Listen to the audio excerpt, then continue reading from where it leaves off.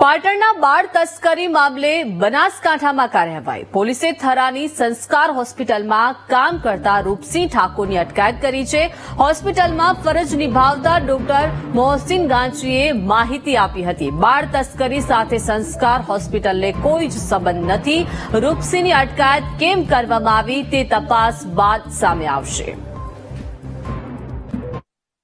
27 તારીખના સાંજે એસઓજી ના ચેકિંગ માટે પોલીસ આવ્યા હતા અને એ રૂપસિંહ નામના શખ્સ માટે પૂછ્યું હતું અને એને અહીંયા પૂછપરછ કરી હતી। એ દિવસે પૂછપરછમાં એ લોકોએ અહીંના લેબર રજિસ્ટર, ઓપીડી રજિસ્ટર ને એ બધું અહીંયા ચેકિંગ માટે એ લોકો ચેક કરીને ગયેલા છે અને એમાં કોઈ એ લોકોને એવું કંઈ પુરાવો કે એવું કશું મળેલું નથી અને એને પૂછપરછ માટે હાલ આગળ લઈ ગયેલા હતા 27 તારીખે। હોસ્પિટલમાં એ લોકોએ લેબર રજિસ્ટર, ઓપીડી રજિસ્ટર ને એ બધું ડોક્યુમેન્ટ બધા ચેક કરીને ગયેલા છે। આરોપ છે કે બાળ તસ્કરી થઈ છે, અહીં હોસ્પિટલમાં થઈ છે કે બહારથી? અહીંયા જે આરોપ એના પર લાગેલો છે કે આ બાળ તસ્કરીમાં એ ઇન્વોલ્વમેન્ટ છે, તો એનું એને ક્યાં કઈ રીતે ઇન્વોલ્વમેન્ટ છે અને એ બધું અત્યારે અમને કશું ખબર નથી।